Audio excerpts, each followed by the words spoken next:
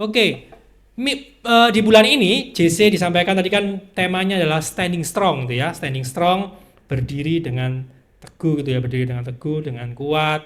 Dan temanya ini kalau nggak salah itu diambil dari perlengkapan senjata Allah dari kitab Efesus ya, Efesus 6 ayat 10 seterusnya ke bawah. Jadi dan hari ini kita akan melanjutkan dari minggu lalu di mana waktu itu Kak V kemarin menyampaikan firman Tuhan bagus sekali tentang alasannya kenapa kita ini perlu menggunakan perlengkapan senjata Allah. Masih ingat kenapa? Why? Karena kita melawan siapa itu kemarin itu? Ada banyak ya. Perlawanan kita bukan melawan daging dan manusianya gitu ya, tapi melawan penguasa-penguasa di udara, pemerintah-pemerintah yang ada, otoritas yang mengekang kita. Bukan berarti kita harus berdemo seperti orang-orang yang di sana tentang pemerintah di sini bukan pemerintah Republik Indonesia gitu ya. Bukan, tapi berbicara tentang hal-hal yang mengkungkum kita secara jasmani. Jadi kita nggak berbicara bahwa lawan kita ini bukan lawan-lawan secara nampak secara fisik. Musuh kita di sekolah mungkin, kompetitor kita mungkin di komplek rumah mungkin, atau kompetitor kita mainan game, bukan. Tapi ini sesuatu yang secara penampilan nggak akan kita bisa lihat karena ada di dalam roh. Dan kalau kita bicara roh, lawannya kita juga harus melawan perlengkapan dengan senjata roh. Nah, hari ini kita berbicara spesifik lebih lanjut tentang perlengkapan senjata Allah. Nah, sebelum kita masuk ke perlengkapan senjata Allah, kita mungkin perlu ditegaskan dahulu, kenapa kita perlu menggunakan perlengkapan senjata Allah. Walaupun tadi dikatakan bahwa kita ini karena kita melawan penguasa roh, penguasa udara. Kenapa kok kita pakai perlengkapan? Why?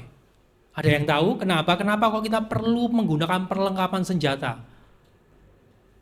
Nah, saya ambil ilustrasinya adalah kalau di sini teman-teman di sini bersekolah, ada yang nggak sekolah di sini?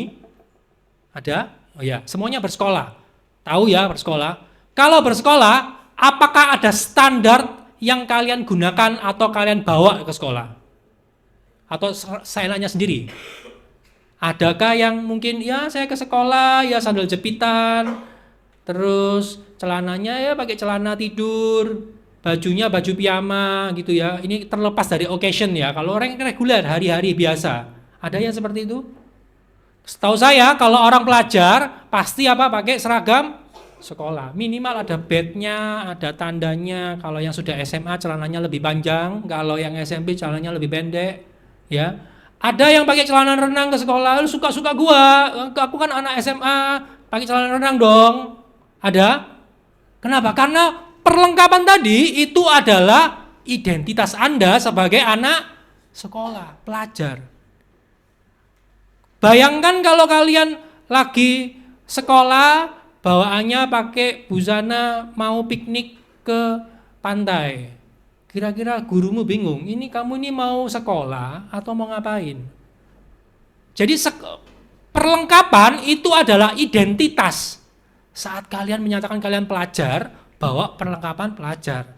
Kalau di sekolah harus bawa, ada yang sekolah mungkin harus bawa buku, agenda, notes, mungkin ada yang sekolahnya harus bawa laptop. It's okay perlengkapannya, tapi itu perlengkapan yang harus dibawa yang menyatakan bahwa Anda itu adalah anak sekolah.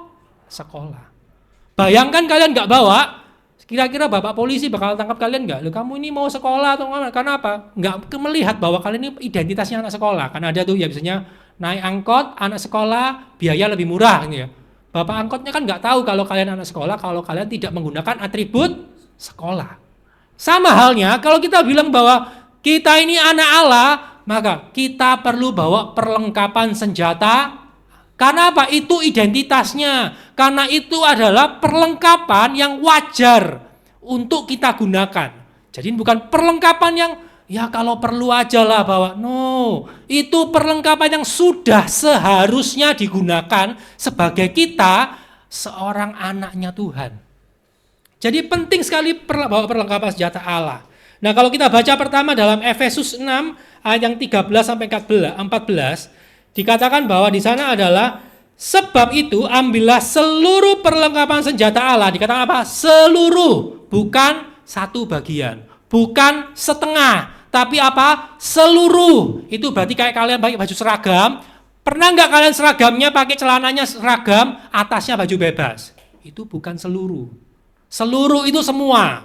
Seluruh perlengkapan senjata Allah supaya kamu dapat mengadakan perlawanan kepada hari yang jahat dan tetap berdiri sesudah kamu menyelesaikan segala sesuatu. Kalau kamu nggak bawa perlengkapan, bisa jadi sesudah kamu menyelesaikan semua tugas-tugasmu, kamu nggak berdiri. Kamu terkapar jatuh. Hati-hati. Kemudian apa? Jadi berdirilah tegap. Berikat pinggangkan kebenaran dan berbaju sirah keadilan. Nah, hal yang menarik pertama adalah kenapa kok kita itu dinyatakan apa? Kita ini harus berdiri tegap. Sebelum kita menggunakan perlengkapan senjata, ya dikatakan apa? Kita ini harus berdiri tegap. Kenapa kok berdiri tegap? Pernah berpikir enggak? Kenapa kok firman ini mengatakan kita berdiri tegap? Karena pernah bayangkan orang yang lagi duduknya nggak tegap, terus pakai perlengkapan senjata, bisa atau tidak? Nggak bisa. Saya lagi duduk, suruh pakai perlengkapan senjata, pakai baju sirah macam-macam, bisa? Nggak bisa. Atau lagi posenya santai-santai, kayak orang nggak niat gitu, bisa atau tidak? Nggak bisa. Itu salah satu kriteria. Kalau kamu mau gunakan perlengkapan senjata Allah, kamu harus berdiri tegap. Dan berdiri tegap itu artinya apa? Kamu siap. Setelah kamu siap, kamu itu apa? Dilakukan dengan sadar. Pernah tidak orang yang tidur, ya bermimpi sambil berjalan, ngelindur, itu bahasanya kita ngelindur, tapi ngelindurnya tegap. Pernah? Nggak ada. Orang yang bersikap tegap, biasanya kalau upacara, kita lakukan dengan sadar. Kita lakukan dengan benar-benar memperhatikan benar kondisi sikap tubuh kita. Jadi artinya apa? Seseorang yang berdiri dengan tegap itu melakukannya dengan sadar, bukan karena terpaksa. Siapa yang di sini pernah mungkin disuruh hukum sama gurunya untuk berdiri di kelas? Pernah? Pernah ada? Nggak apa-apa, volunteer aja. Malu pun nggak apa-apa. Nah, oke, pernah, oke ada. Saya juga pernah, teman-teman, pernah. Kalau dihukum, suruh berdiri, ada yang nggak berdirinya gini? Kayak sikap sempurna sekolah gitu. Ada? Nggak ada. Yang ada pasti apa? Gini, capek. Gini ya. Kenapa? Karena terpaksa dihukum. Tapi kalau lagi upacara, sikap sempurna harus tegap. Artinya apa? Berdiri dengan tegap itu dilakukan dengan sukarela, dengan sadar, dengan benar.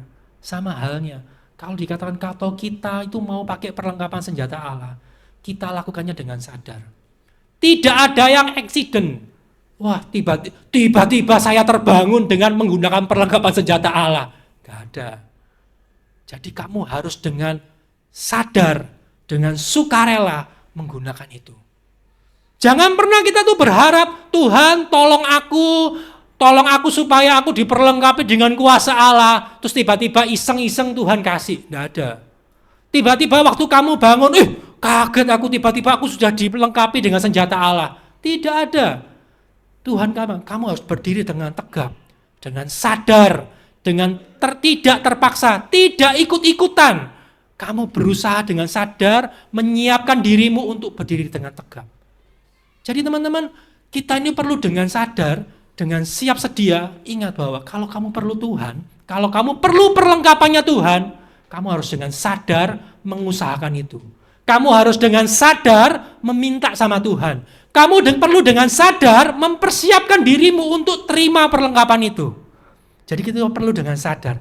Nggak boleh dengan, nanti aja. Kalau aku diajak ikut sama temanku ya sudah wis aku ikut aja kebetulan. Siapa tahu kebetulan bisa dapat kuasanya Tuhan. No. Jadi harus dengan sadar. Selanjutnya dikatakan apa? Sesudah kamu berdiri dengan tegap, kalimat selanjutnya apa? Berikat pinggang kebenaran. Pernah berpikir enggak?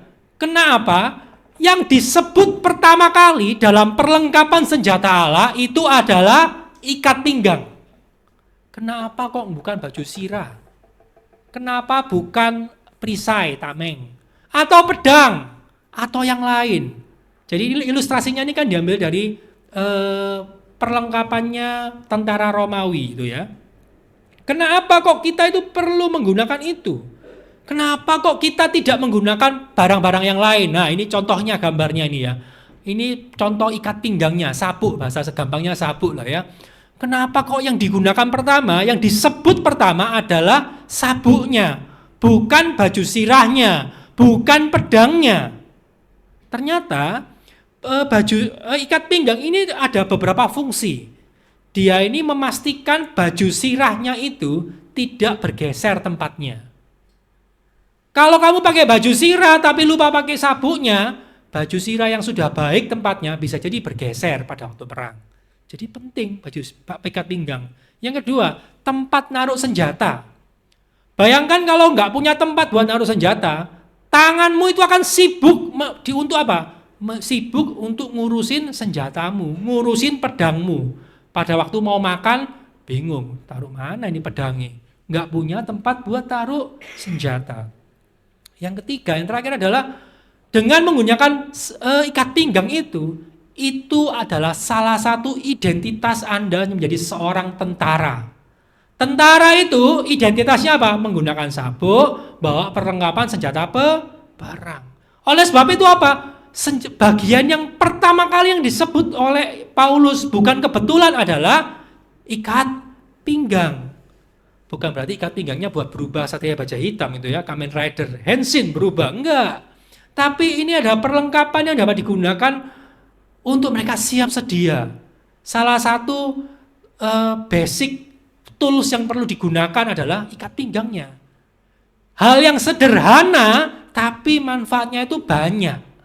Dan seringkali kita melewatkan hal yang sederhana-sederhana ini. Nggak usah pakai ikat pinggang, langsung aja pakai baju sirah. Nggak penting ikat pinggangnya, langsung aja bawa pedang. Nggak penting ikat pinggangnya, langsung aja bawa perisai, bahkan ekstrim. Nggak usah ikat pinggang, maju perang aja langsung. Kalau kita nggak bawa semua perlengkapan senjata Allah, kita akan nggak bisa berdiri nanti pada akhirnya. Nah, komponen yang penting ini adalah kenapa dikatakan adalah ikat pinggang kebenaran. Ya, katakan sekali lagi, ikat pinggang kebenaran. Sekali lagi, ikat pinggang kebenaran. Oke. Kenapa? Sekali lagi kita mengkritisi ini. Kenapa ikat pinggangnya ikat pinggang kebenaran, bukan ikat pinggang kejujuran atau ikat pinggang kekudusan. Kenapa? Kenapa kok harus kebenaran yang pertama ini? Kenapa bukan kejujuran atau ikat pinggang iman? Kenapa? Kenapa kok kebenaran yang diletakkan pertama kali? Kenapa? Dan bukan kebetulan pasti Tuhan memberikan hikmat kepada Paulus menyatakan bahwa yang terpenting pertama adalah ikat pinggang kebenaran. Kita buka bersama dalam Yohanes 8 ayat 31 sampai dengan 32. Oke, Yohanes 8 ayat 31 sampai 32. Dikatakan bahwa maka katanya kepada orang-orang Yahudi yang percaya kepadanya, jikalau kamu tetap dalam firman-Ku, kamu benar-benar adalah murid-Ku, dan kamu akan mengetahui kebenaran, dan kebenaran itu akan memerdekakan kamu. Jadi bukan kebetulan Paulus mengatakan bahwa yang pertama adalah ikat pinggang kebenaran. Karena apa? Kebenaran itu yang akan membawa Anda menjadi seseorang yang merdeka. Katakan merdeka. Merdeka. Bayangkan Anda adalah seseorang yang sedang mau berperang, seseorang yang melakukan tugas kalian, tapi kalian masih terbelenggu dengan belenggu seorang tahanan. Bisa atau tidak? Pasti sukar, pasti nggak bisa. Kita nggak akan pernah bisa melakukan peperangan jika tangan kita masih terbelenggu rantai. Kita tidak akan pernah bisa melakukan merebut sesuatu kalau kakimu masih dirantai. Oleh sebab itu firman Tuhan pertama kali apa? Kamu harus punya apa? Kebenaran, karena kebenaran itu akan membebaskan Anda. Siapa yang mau dibebaskan? Dibebaskan dari apa? Aduh, hidupku sudah bebas, kita sudah merdeka. Bebaskan dari apa? Dari dosa. Bebas dari apa? Overthinking. Bebas dari apa? Bebas dari rasa bersalah dalam hidup kita. Bebas dari apa? Bebas dari rasa minder. Banyak hidup kita yang seringkali aku sudah bebas, tiap hari aku bebas. Enggak. Seringkali kita lupa banyak hal dalam diri kita yang sebenarnya belum bebas. Secara badan kita bebas, pikiran kita masih terkungkum, terpenjara. Dan itu perlu dibebaskan dengan apa? Kebenaran. Pertanyaannya, apa itu kebenaran? Siapa itu kebenaran? Di firman Tuhan dalam Yohanes 14 ayat 6 dikatakan bahwa akulah jalan dan kebenaran dan hidup. Akunya siapa? Yesus.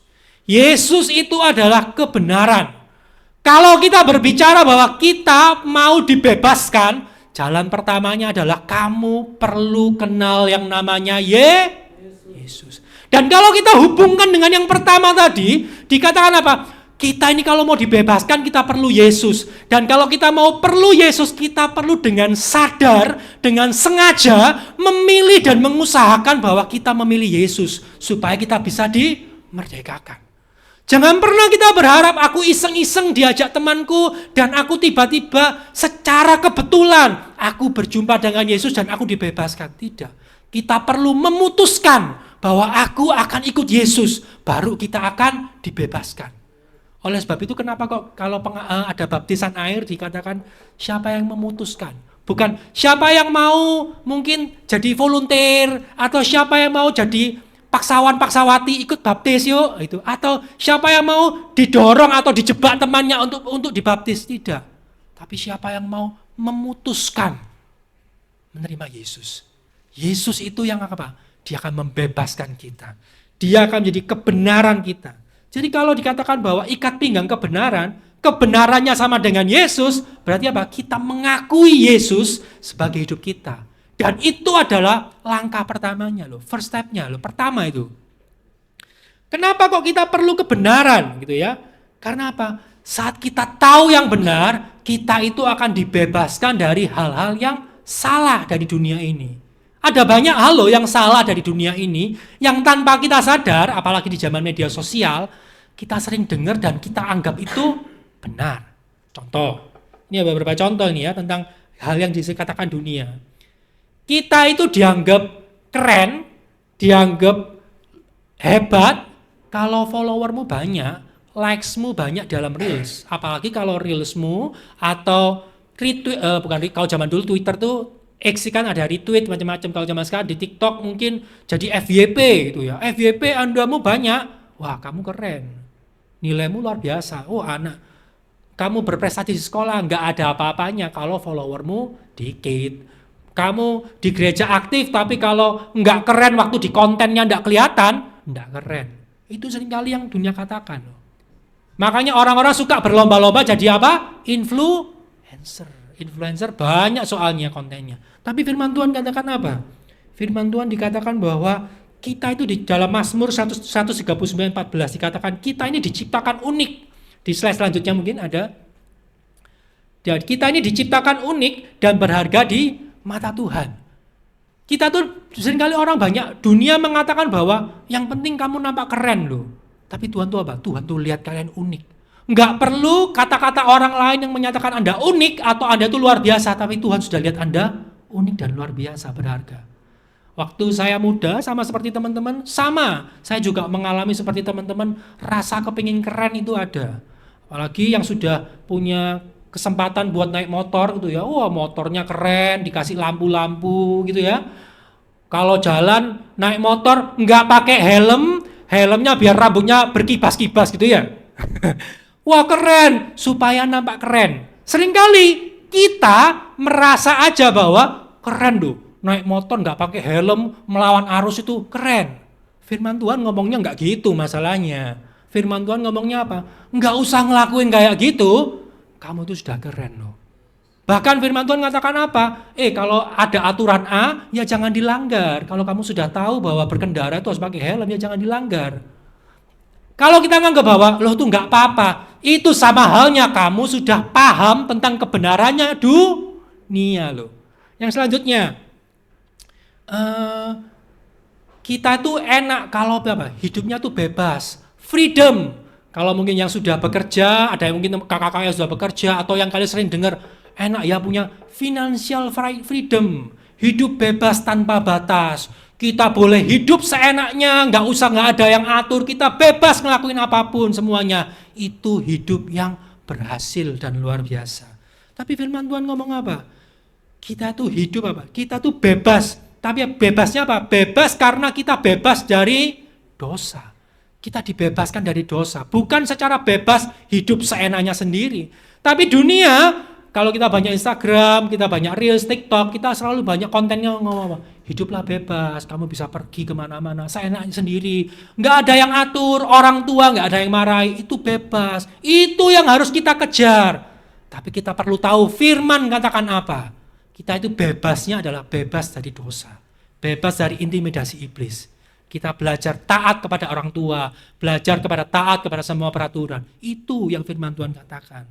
Selanjutnya apa? Cinta itu bicara tentang perasaan. Kamu nggak ngerti tentang cinta. Perasaan itu, ini perasaanku beneran. Cinta itu harus happy. Yang penting apa sih? Aku dengan dia itu nyaman. Aduh, itu cinta loh. Itu namanya cinta. Makanya apa? Kalau kamu belum temu yang nyaman, ya kita ganti dulu lah, cari yang nyaman.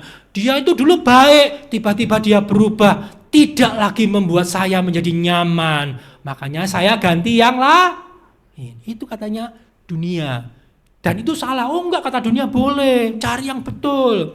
Tapi firman Tuhan katakan dalam Yohanes 17 dalam 1 Korintus 13 ayat 4 sampai 7.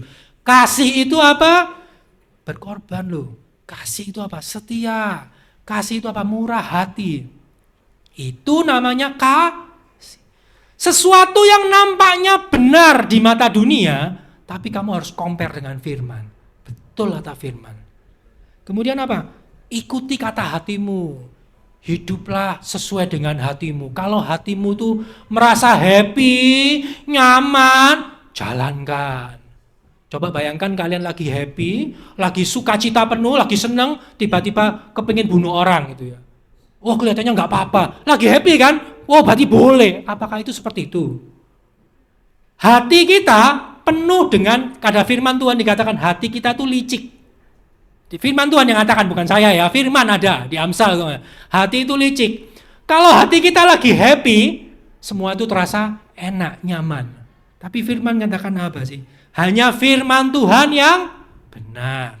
Jadi kalau kamu merasa hatimu, hatiku mau seperti ini, cek sama firman. Betul nggak sih kata firman? Nah, seringkali di dunia itu banyak hal kayak gini-gini nih loh. Yang world banyak, ini cuma beberapa aja saya kasih contoh ya. Tapi di dunia tuh banyak.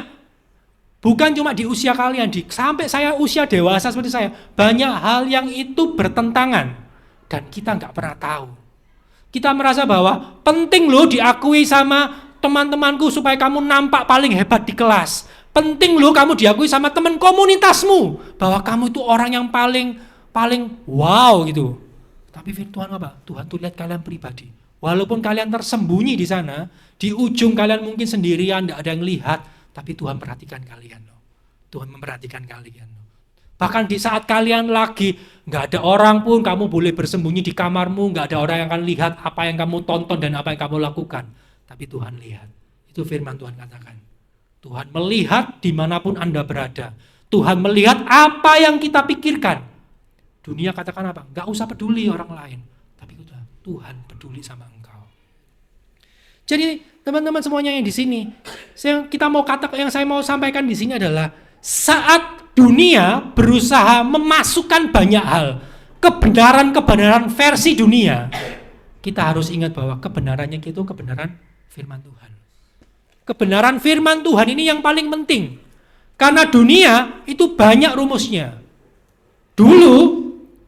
Zaman dulu ya, zaman saya masih seperti teman-teman di sini SMA, SMP. Zaman saya itu saya masih ingat mengenai pernikahan. Pernikahan itu zaman dulu, angka perceraian, angka hal-halnya gitu, atau angka hamil di luar nikah macam-macam, itu nggak banyak. Sudah dianggap sesuatu yang tabu, buruk nilainya. Tapi zaman sekarang, itu sesuatu yang common, wajar. Jadi artinya apa? Seringkali nilai dunia itu lama-lama digeneralisir. Oh, it's okay. Semakin banyak orang dunia di sana mengatakan bahwa itu okay, lambat laun nilai yang ada di dunia itu pun berkata bahwa itu boleh. Tapi kalau kita baca firman, dari zaman nenek moyang ada, sampai sekarang firman Tuhan tuh nggak pernah berubah. Kalau firman ngomong nggak boleh, ya nggak boleh. Nggak ada yang tiba-tiba besok dapat pewahyuan, oh boleh kelihatannya. Dulu itu salah nulis kelihatannya Alkitabnya. Enggak. Firman kalau berkata nggak boleh, ya nggak boleh. Itu namanya kebenaran. Dan kita perlu apa? Gunakan itu, ikatkan pinggang kita. Sebagai apa? Langkah pertama. Sebelum kamu mau ambil semua perlengkapan senjata pertama apa? Kamu perlu ikatkan kebenaran dalam hidupmu. Jadi untuk yang terakhir teman-teman, dikatakan bahwa mengenal Yesus, mengakui Yesus. Yesus itu apa? Langkah pertama. Langkah first step-nya kita loh pertama. Untuk kamu mau masuk perlengkapan senjata Allah. Karena dalam Yesus ada kebenaran. Dia itu kebenarannya kita. Dan kalau kamu mau berkata bahwa aku ini mau kebenarannya Yesus, nggak bisa kita itu mau belajar kebenaran itu dengan nggak serius, nggak dengan sadar, nggak dengan nggak dengan segenap hati, nggak dengan dan berharap oh nantilah siapa tahu kebetulan aku dapat kebenaran itu. Tidak, kamu perlu dengan sadar, kamu perlu dengan siap, kamu perlu dengan serius belajar tentang kebenaran firman. Makanya kamu perlu datang tiap minggu belajar. Kalau kalian belum ikut care, belajar firman bersama. Karena dalam kelompok itu akan lebih memudahkan kita dalam belajar, memudahkan kita untuk lebih mengenal firman. Jadi teman-teman, saya nggak akan panjangkan firman Tuhan. Hari ini kita mau belajar sebagai langkah awal kita. Pastikan bahwa kita itu benar-benar belajar mengerti dan memahami bahwa Yesus itu benar-benar langkah pertama kebenaran kita loh. Akui dia. Akui itu bukan berarti kita aku kepleset ngomongi percaya, tidak. Tapi dengan sadar mengakui bahwa dia itu Tuhan. Dia itu kebenaran kita. Dan dengan sadar menyatakan bahwa Tuhan, aku mau mengenakan sabuk kebenaran itu. Mengenakan itu apa sih? Kamu benar-benar mengakui Yesus. Ini benar-benar first step. Jangan pernah berkata bahwa aku ini mau jadi anaknya Tuhan. Tapi kalau kita tuh nggak dengan sadar percaya sama Yesus. Mungkin kamu datang ke sini karena kamu diajak temanmu. It's okay. Mungkin kamu datang ke sini karena kamu dipaksa, didorong sama orang tuamu. It's okay, nggak apa-apa. Tapi saat kamu berjumpa dengan Yesus, nggak ada namanya keterpaksaan. Saat kamu mau berjumpa dengan Yesus, nggak ada namanya, oh Tuhan, aku ini kebetulan ya, kelihatannya aku kebetulan berjumpa dengan Yesus di sini. Enggak. Itu keputusan. Itu keputusanmu. Kamu memutuskan mau jumpa Yesus, atau kamu memutuskan untuk stay dalam posisimu sekarang. Kamu memutuskan kamu mau terima kebenaran dalam Yesus, atau kamu memutuskan tetap diam, tinggal dalam dosa-dosamu. Kamu memutuskan untuk kamu dibebaskan dengan kebenaran Yesus, atau kamu memutuskan tanganmu tetap dirantai dengan berbagai macam belenggu dosa. Itu keputusanmu. Bukan saya yang memutuskan. Bukan teman kiri kananmu yang memutuskan. Bukan orang tuamu yang memutuskan. It's your own choice. Sendiri-sendiri, masing-masing kalian memutuskan. Jadi putuskanlah. Nggak perlu ngelihat kiri kananmu, oh temanku itu nggak peduli ya wes aku nggak usah ikut. No. Ini bukan urusannya temanmu, bukan urusannya tetanggamu, bukan urusannya kakak-kakak pembina kalian, bukan urusan ketua care, bukan urusannya Om Frank. Bukan, ini urusan Anda dengan Tuhan. Keputusan Anda, first step-nya. Yesus engkau kebenaranku. Mari kita bersama-sama nyanyikan pujiannya.